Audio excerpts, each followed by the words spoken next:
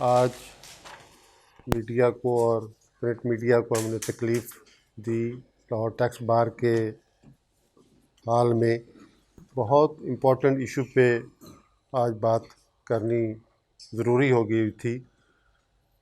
जैसा कि मीडिया के इल्म में भी है और बिज़नेस कम्युनिटी के इल्म में भी है और लीगल फ्रेटर्निटी और अकाउंटेंट्स के इल्म में भी है कि फेडरल टैक्स ऑम्बुड्समैन की अपॉइंटमेंट की है प्रेसिडेंट ने under section 3 of the federal tax ombudsman act ordinance 2000 mister Mohammad Asif जा, जिसका तल्लक कस्टम ग्रुप से है और वो रिटायर्ड मुलाजम है फेडरल बोर्ड ऑफ रेवेन्यू का।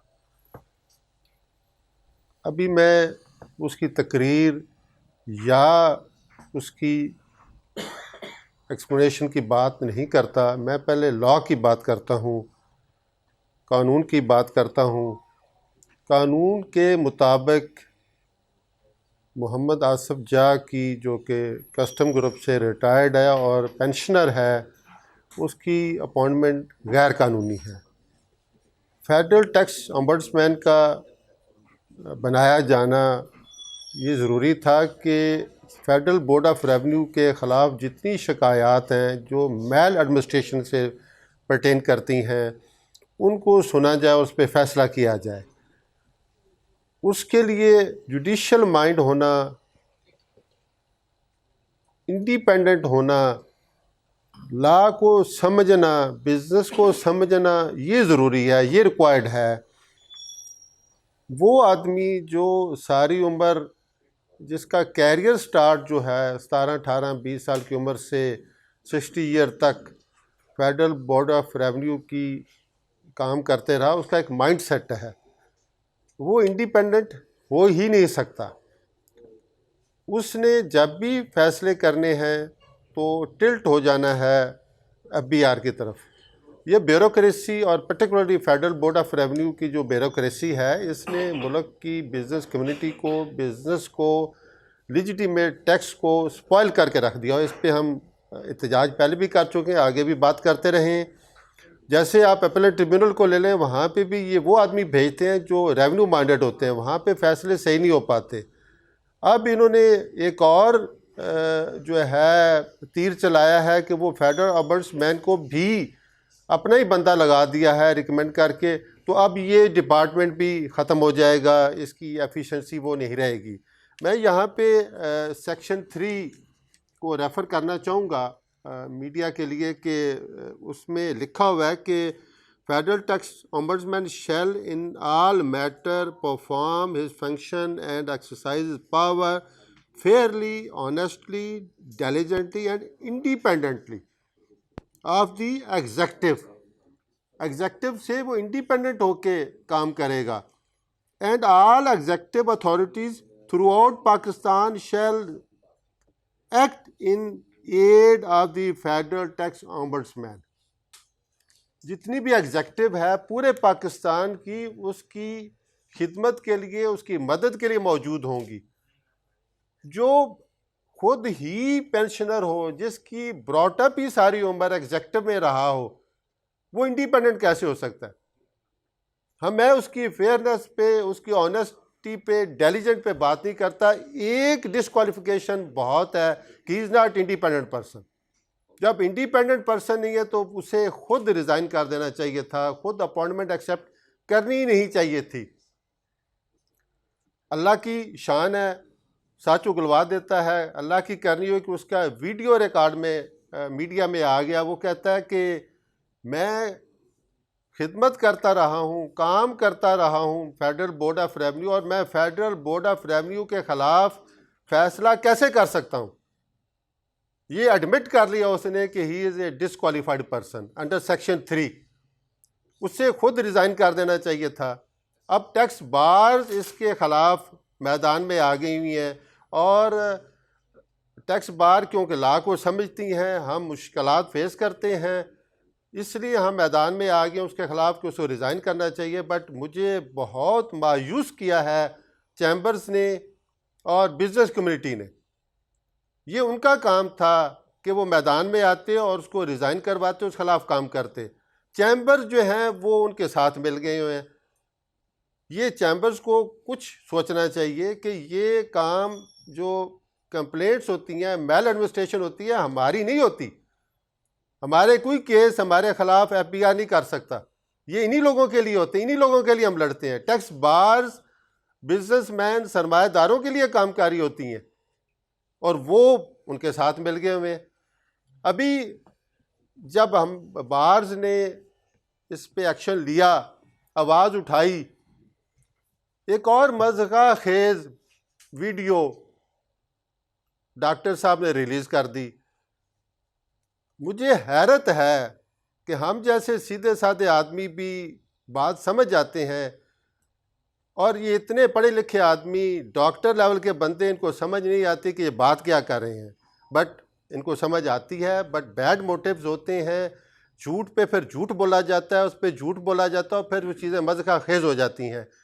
जैसे कल उन्होंने वीडियो रिलीज़ की कि मैं ऑनेस्ट ऑफिसर के ख़िलाफ़ कोई एक्शन नहीं करूँगा, जो डिसऑनेस्ट हैं, जो गलत लोग हैं, उनके खिलाफ एक्शन होगा। ये उन्होंने कल वीडियो रिलीज़ की।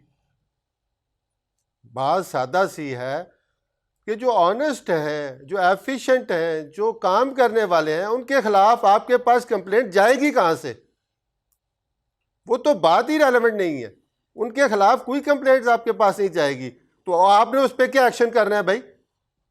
आपने एक्शन उनके खिलाफ करना है जो मेल एडमिनिस्ट्रेशन में इन्वॉल्व हैं, जो इनएफिशिएंट हैं, जो करप्ट हैं, जो पब्लिक रेवेन्यू को नुकसान पहुंचा रहे हैं। उनके खिलाफ आपके पास कंप्लेंट होनी है और आपको ड्यूटी बाउंड होना चाहिए था कि उनके खिलाफ आप ऑर्डर पास करेंगे।